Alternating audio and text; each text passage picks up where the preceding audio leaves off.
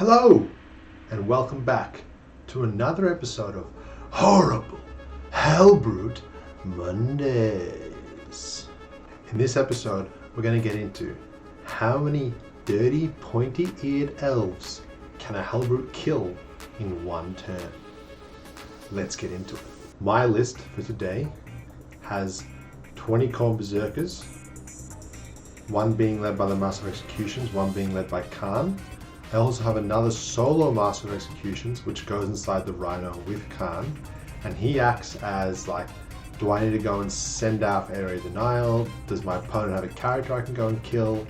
He's very little handy, 11-inch movement out of a Rhino, very nice.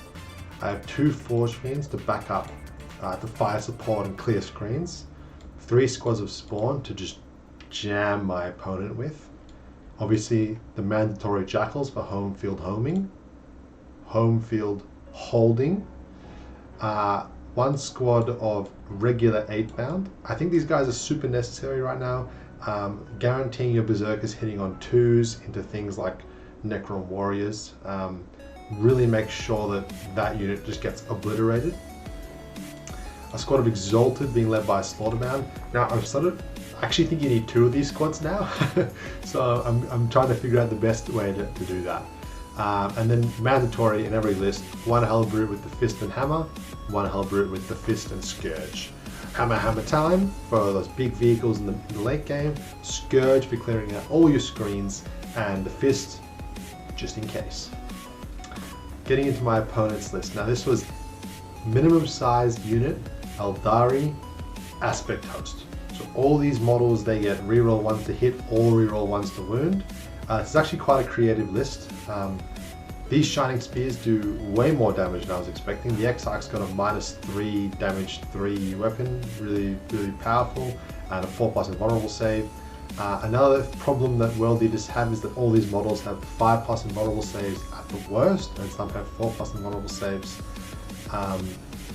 This Asuman with Dire Revengers inside a Falcon. The Falcon gives them full rerolls to wound, and when he shoots, he can get back in. So he's the old Fuegan pretty much. It's still really good. Probably not as good as what Fuegan was doing, but still very good. World Eater's worst nightmare, Jane Zar with 5 Howling Banshees.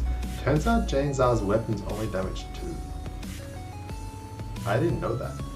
I found out this game when I put -1 damage on a Hellbrute in the late game and obliterated Jane Zar's entire unit. That was pretty awesome, so keep that in mind for another reason why Hellbrutes are really good. So getting into how they deployed, you can see these blue lines represent sort of the threat range of my shooting, where I can put a Forge Fiend out onto here and a Forge Fiend into the center. And you can see that the way they deployed was very cagey. This map hasn't got the best defensive deployments, and because we're playing Search and Destroy, we're actually quite close to each other. This is a linchpin as well, so holding your home is really important. And because we're so close to each other, he does run the threat of me just chucking 3 squads of Spawn into his deployment zone turn 1 and saying you have to deal with that if I go first. In order to stop that, he put this 5-man squad of Rangers out in the center. Now it's like, yeah, stay off objective markers and all that such, but he didn't want to give me any room to scout. So if we look at that 9-inch bubble on the scout, it literally does not let me move out of that part of my deployment zone. And that's because he's like, yeah, kill my Rangers, you can have 5 points on Storm Hostile and all that such if you happen to draw it turn 1, but if you don't, then it's fine. And he just didn't want me having my face up his deployment zone turn 1. And I did go first, so lucky he did that. Well, not lucky, but you can see if I show you, sorry, I shouldn't have even gotten it down, but if we look at this, I got a squad of 8-bound who scout, 6 inches. We can go a little bit into my deployment as well. So 8-bound deploy here, so they can go into this little hole if I go second, same as Spawn, and then Spawn can go up here and up here. If I go second, well, I didn't know where his infiltrators were at the time, but that's my plan always. I've got my Rhino here with Khan. The solo Mo can go out here or out here if required. I've got a Forge Fiend that can go out into this line and shoot down that angle if I need to. Another Forge Fiend can go out into the center or go and support later on down in this corner for a later activation. Corn Berserkers with Mo solo, they go into this building after my first turn when they've all cleared out. And this Hellbrute that I always have on the board, always as close to the center as possible, and his job with that Power Scourge is to run out 9 inches turn 1 and obliterate any screens my opponent's got. In reserves, I have my Exalted 8-bound, a Hellbrute and a Forge Fiend, and Corn Berserkers and Mo in the Rhino. So him going first, I scattered out, but I really couldn't, like, you can see my guys can't go anywhere. Like, let's just get rid of the playing zones so that lands properly. You can see my guys can't actually go anywhere, which is really smart from him. And not only that, but Rangers actually have a D6-inch reactive move, which oftentimes people will use to send those guys forward. Another thing he did was he had Scout 7 on these Rangers, and you can see these blue lines. He actually put these Rangers out into the open, not Rangers, sorry, they're Corsairs, I think, something random. He put them out into the open because he actually wanted to bait me to bring out a Forge Fiend to shoot those guys, which is really smart. And the other reason is because he wants space in there when he eventually has his turn, I'm assuming. And so they have more range to go out into the center and do actions. And it seemed a bit weird to me, and he simply just said he wanted to bait me into shooting him. So that was after the game when I asked. Now, these guys do have a reactive move, and obviously what I see here is I see Helbrute going 9 inches out, charging, potentially going into these guys, and then potentially going into these guys. But he's got that reactive move, so I need to find a way to make him stay where he is or run backwards. So for me, this Ranger here is the one I'm identifying as the one my Hellbrute needs to go and tickle so that I can go and pile into the rest of his army. So if I want that Ranger to stay stationary, let's change over to little 1-inch bubbles. If I want that Ranger to stay stationary, I need my spawn to go like this and to go like that. So that's the best of my ability, is that my spawn will now force that Ranger to either go backwards, or unless he goes high, it's not going to be able to come forward in any way. So I did ask him if he wanted a reactive move, and he said yes, because he still wants to go as far forward as possible, and he only rolled a 1. So these Rangers all ran forward 1 inch. And you can see he has to stay where he is to keep that, for that coherency reasons. Those spawn now, when I charge them, I can just get him out of the way of my Hellbrute. Speaking of which, Hellbrute comes out, runs 9. These spawn are going to run out as well, go around him. Actually, I think I put him onto this objective marker, as well as my Forge Fiend. These spawn run out, and then these 8-bound run out. Big 10 inches. Now another reason why 8-bound are really good, that 6-inch aura of +1 to hit. I saw what my Hellbrute could do. I didn't want it risking nothing. I wanted my Hellbrute hitting on 2s and wiping all of this out. So when I do make my charge eventually, I didn't do any shooting, I only did staging and moving around. When I do make my charge, I get a nice big charge to get these spawn out of the way. They go and base these Rangers. I then charge my Hellbrute, and he does get a 6 to go up on into this little hole. And to be mindful, I do have sustained hits and 6-inch piling consolidated, of course, because otherwise my Hellbrute would not be doing what it's doing right now. And then these 8-bound run in, and they hit that squad of Rangers. Now, who do I fight with first? It's a question. And this spawn go and do this as well. I fight with the 8-bound first, because they are absolutely guaranteed to kill this entire Ranger squad. And then, when they activate later on, because I want to get them up into this area, they won't actually kill anything, because I need my Hellbrute to do the rest of the killing. So, because otherwise it won't bounce. So the 8-bound activate, and they kill this 5-man Ranger squad. And then they run in, and they tag this Corsair only. They all tag this Corsair. And you can see with how I move, I put that little 6-inch bubble on now. My Hellbrute is going to be +1 to hit all the way into this area. Then my Hellbrute activates, Goes 6 inches forward with a pile in. Hits these guys. Kills them all. Because I'm not relying on him to hit me, I'm still actually activating for the first time. Now, you may be wondering, do you actually kill them all? Here's where I spend my one and only command point and give my Hellbrute plus 1 AP. Now normally, a lot of Eldar have a 4-up save and they go up to a 5-up invulnerable, but some of them have 3-up saves, and so you've got to be careful and push that to its 5-up invulnerable to the best of your ability. 13 attacks from a Hellbrute, hitting on 2s. Sustained hits. Strength 9, wounding on 2s, elves a T6. Now these are AP 2. He has one guy in that unit with a 4-up invulnerable. The rest have 6-up saves. 4-up invulnerable dead. 1, 2, 3, 4, 5, 6, 7 more guys die. It's a 5-man squad. The unit's wiped. Boom. All dead. 6-inch piling, consolidate. Uh-oh. Uh-oh. You see what's about to happen, don't you? You see what's about to happen.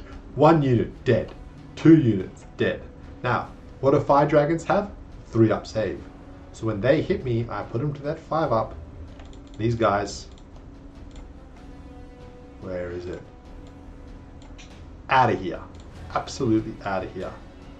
I pile in. This guy's... Again, I'm hitting on 2s. They only have 5-up saves. Out of here. Pile in. These guys. Still hitting on 2s. Still hitting on 2s. Still hitting on 2s. Out of here. Pile in. See, I'm making sure I'm still in that 6-inch range. 1, 2, 3, 4, 5 warp spiders. Oh. Out of here, baby. Absolutely. Sent him to the stratosphere. Then my Hellbrute runs into these guys. Again, I think Dark Reapers have a 3-up save. Yep, they do. So I've got to put them to that 5-up. And let's go. This time I'm not hitting on 2s. Can I kill that 5-man squad? Ooh, see? You need to be hitting on 2s, guys. You need to be hitting on 2s. Wounding on 2s, however. Oh, they all wound. He gets a 5-up save. Still kills 7 anyway. Oosh. Thank you very much, Mr. Dark Reapers. You guys, say it with me, out of here. Now, 6-inch piling, consolidate. Can I make it back to these guys behind the wall? With ease. Now, I can't tag them. Oh, I can go. No, I don't think I can go all the way in. So I have to go to there. Now, we just saw what happened last time. I do kill these 5-man Dark Reapers. Oopsie. Into the bloody bin. And then, with the 6-inch piling, consolidate. What's this? His home field on turn 1 with a Hellbrute behind a wall. Now, I'm not going to kill 10 of these guys, but you saw I killed around 7. So let's just say I kill 6. They still control it, but how are they dealing with a Hellbrute with a Power Scourge in his home field, and all of this still in the midboard? Now, what I was saying earlier is he just, for laughs and giggles, sends Jane Zar's unit over, puts no Overwatch on them. They move, I think, 16 inches, and they advance and charge. So they go to here, and they charge into my Hellbrute. My Hellbrute's taken like 1 damage from all the pesky melee that Eldari have. And let's see, can Howling Banshees kill a Hellbrute? Can they do it? So we get Banshee Blades. There's 8 of these attacks. These guys hit on 2s. Very good. They are... My opponent always did reroll 1s to hit because he didn't like failing to hit roll. But they're only strength 4, so they wound on 6s. Ooh. That's -2. 4-up save on a Hellbrute. Hey, take 2 damage. Okay. Now, 2 damage. No. 1 damage. I made sure that I tossed one of my objectives, had 2 CP, and I was ready to either interrupt a combat or put -1 damage. I'm pretty ruthless. My opponent's lost the game at this point, but I just like to absolutely nail in the coffin. Executioner's Blade, 3 attacks, hitting on 2s, rerolling 1s. Yep. Wounding on 5s. 1 wound. Oosh. -3. I get a 5-up save. I take this time, it's damage 3. I take 2 damage. Go down to 4 wounds remaining. That means the Jane Zar needs to convert 8 of her attacks into wounds. Into me failing them. And they're only AP 3. Alright, hitting on 2s, rerolling 1s. Very good. Very good. Now, strength 6. I'm not infantry, buddy. You're winning me on 5s. Ooh, 4. Minus 3s. If I fail all 4 of these, my Hellbrute dies. Oh no! Oh no! My Hellbrute takes 3 damage. 1, 2, 3. Oh! Uh-oh, Janezar. Uh-oh, Janezar. Live demonstration. I didn't charge, so I only get 24 attacks, guys.